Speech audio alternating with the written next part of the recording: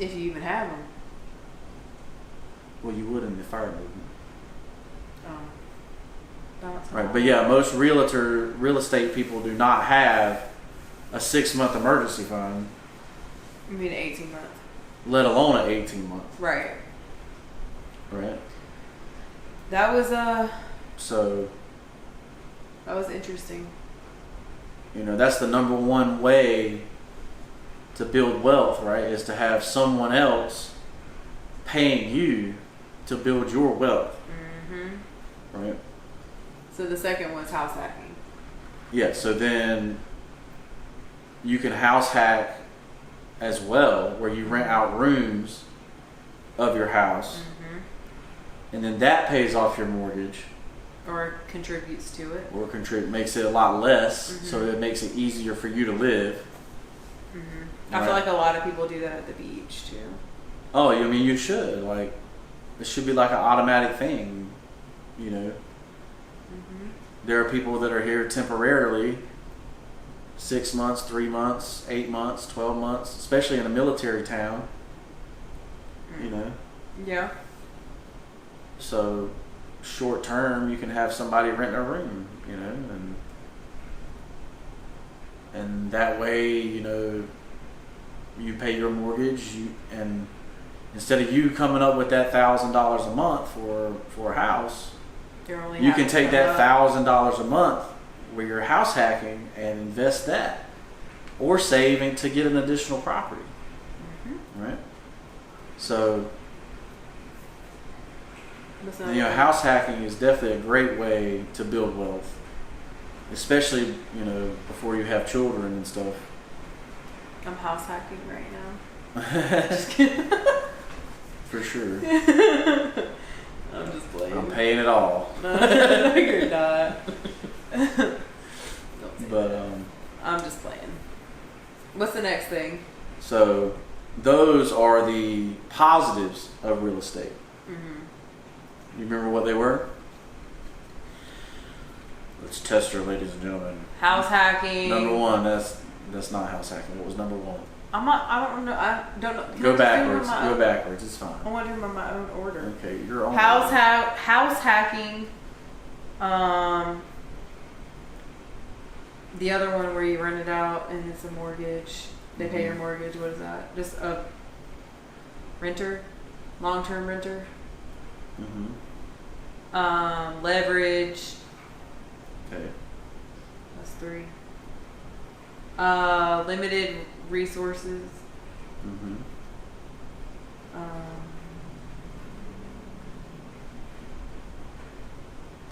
Sweat equity. Also called forced appreciation. Sweat equity. That was it. Okay, so you said leverage. We're doing this again? Sweat equity. Leverage, sweat equity.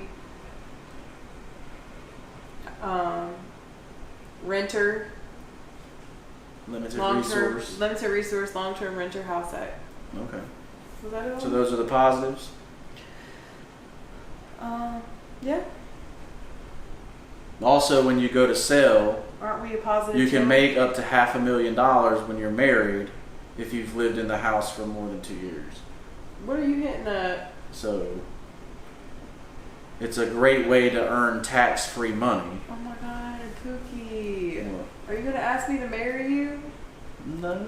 Again? Already did. Just kidding. I thought this was an engagement, another engagement redo. A proposal redo. I did my hair and Lindsay did my nails. Okay. We were prepared for this podcast.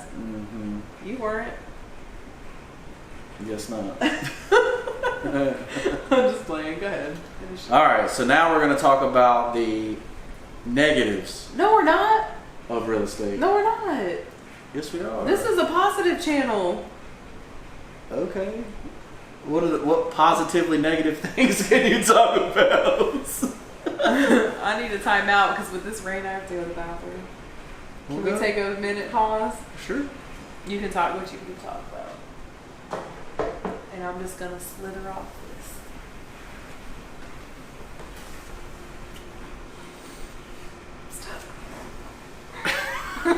You're so stupid. I was slithering off. Go ahead. There's no go ahead. Oh, okay. All right. So, what are the negatives of real estate? 2008. What happened in 2008? The Big Short. Is that right? Okay, that's what one person did against what happened in 2008. I love that movie so much, though. No, we better watch it. They were giving mortgages to dogs, and then calling those mortgages.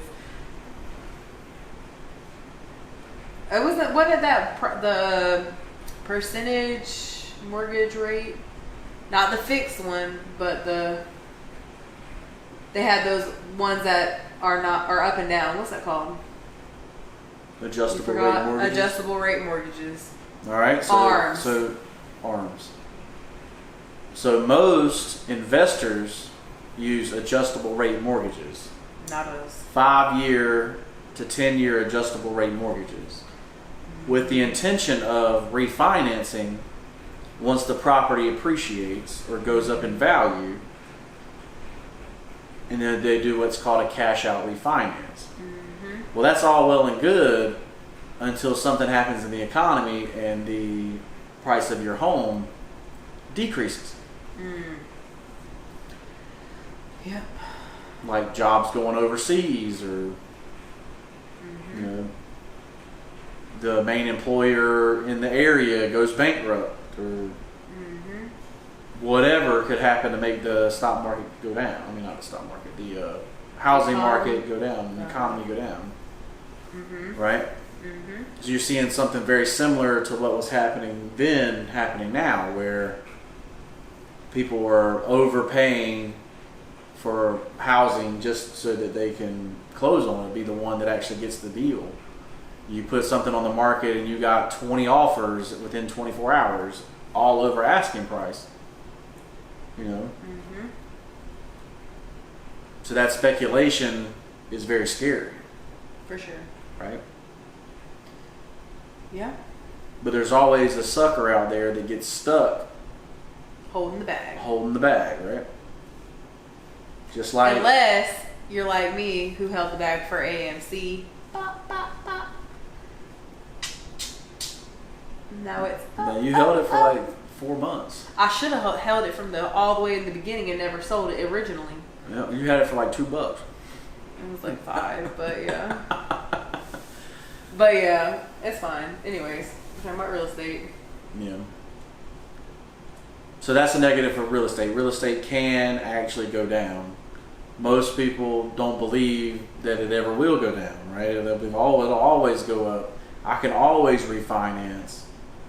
I mean, but those gurus that talk about leverage is still debt, right? You still owe the money whether you have a job or not.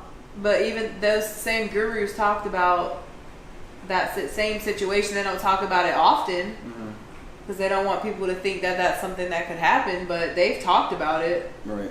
You know, didn't Grant Cardone talk about it? Oh yeah, he talks about 2008 all the time. Lehman Brothers collapsing. And how he told his wife we're all going to die. I mean, we are all going to die one day. Yeah. But anyways, yeah. She said, no, you promised to take care of us, and blah blah blah. Well, if she dead, he can't take care of her either. So